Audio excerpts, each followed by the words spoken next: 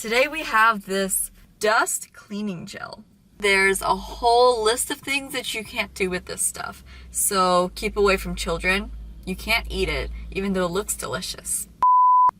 Hello there. So you're looking for some knickknacks for your car. Nid-Knacks with Nidhi. Slime that cleans your car. So let's just open it. Ooh. It is fun though. I'm gonna try to be an adult and I'm gonna try to clean something.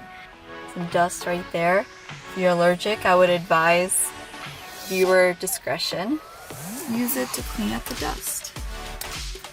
Whoa.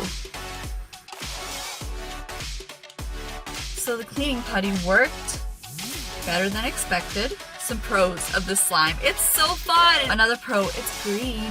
Whatever color this is, but I love it. Yeah, it works really well. The instructions are clear. This is the brand, if anyone was wondering. A con, I suppose, would be that it's not washable, because what if you clean up a lot of dust? It isn't something I would have normally bought for myself, but now that I have it, I feel like I'm gonna use it a lot, or at least play with it a lot.